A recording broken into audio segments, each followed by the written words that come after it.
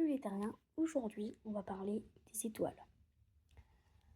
D'abord, comment les étoiles naissent-elles, quel est leur stade de vie principal et comment les étoiles meurent en fonction de leur taille.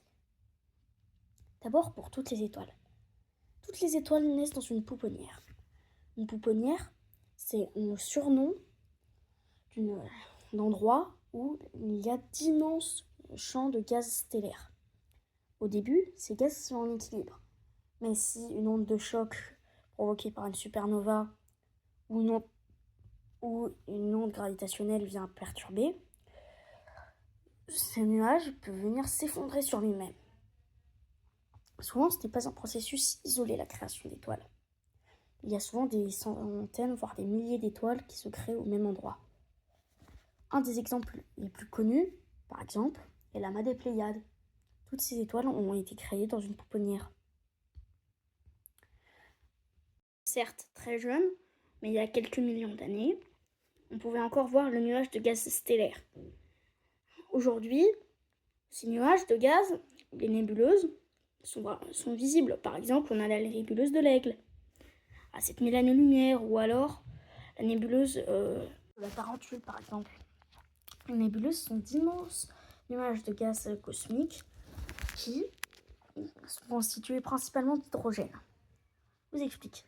Là, on a une onde générée par une supernova ou le passage d'objets aux alentours qui vient perturber l'équilibre entre la pression interne du nuage et sa gravité.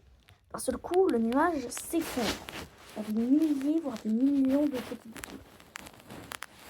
Dès lors, le nuage commence à former des étoiles, appelées jusque-là proto-étoiles. Les étoiles commencent à chauffer à cause de la pression. D'ailleurs, vous pouvez faire le test. Vous prenez une pompe à vélo, vous bouchez la sortie et vous comprimez les gaz.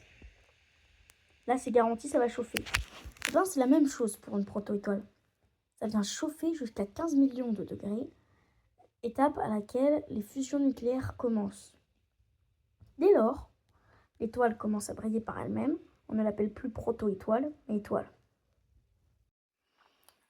L'étoile qui jusque-là rétrécissait se met alors à grossir, jusqu'à atteindre un équilibre entre la fusion qui pousse vers l'extérieur et la gravité qui pousse vers l'intérieur. Après cela, l'étoile rentre dans sa phase principale, ce qui veut dire que l'étoile rentre dans une phase très longue d'équilibre. Par exemple, notre Soleil est toujours dans cette phase d'équilibre. Il ne la perdra que dans 5 milliards d'années à peu près, au moment où il passera dans une nébuleuse planétaire. Mais bon, pour le moment, l'étoile rentre dans une phase vraiment active. La poussière qui lui tombe dessus continue à la faire croître et autour de cette étoile commence à se former un système planétaire avec des astéroïdes, des comètes, des planètes. Mais bon, maintenant, l'étoile va vraiment passer très longtemps. Jusque-là, la fusion transforme l'hydrogène en hélium. Après cela, les étoiles, inévitablement, vont épuiser tout leur carburant, ce qui va créer la fin de leur vie. Petit à petit, pour les étoiles les moins massives, elles vont épuiser leur hydrogène en le transformant en hélium. Puis, elles vont transformer leur hélium en carbone, créant une réaction plus proche de la surface et faisant gonfler l'étoile, jusqu'à 100 fois sa taille. C'est ce qui arrivera au Soleil dans 5 milliards d'années. Tandis que les étoiles les plus massives ne vivent que quelques millions d'années, mais gonflent et atteignent le point de supergéante rouge.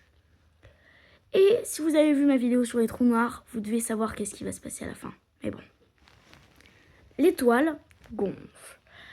Et inévitablement, les fusions vont s'enchaîner puisqu'elle est plus lourde, beaucoup plus puissante et peut fusionner des éléments plus lourds que le carbone. Jusqu'au fer. Le problème avec le fer, c'est qu'il est très stable et que ça consomme plus d'énergie de le fusionner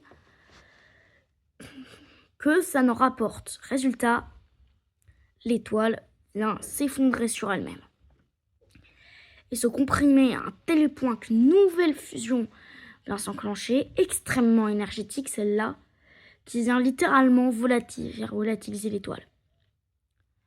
Ce qui va se passer ensuite, c'est que ça va laisser au centre une petite boule de matière, mais le reste de l'étoile forme des débris de l'explosion, explosion appelée supernova. Si vous avez vu la vidéo sur les trous noirs, petit rappel, la boule concentrée au centre est soit un pulsar, soit un trou noir. Ainsi meurent les étoiles. Mais le cycle n'est pas fini. Le reste des gaz relâchés dans l'espace, enrichis d'autres éléments, vient créer à nouveau des étoiles et de nouvelles planètes qui viennent à leur tour perpétuer le cycle. C'est la fin de ma vidéo. Merci beaucoup de m'avoir regardé et n'oubliez pas, abonnez-vous.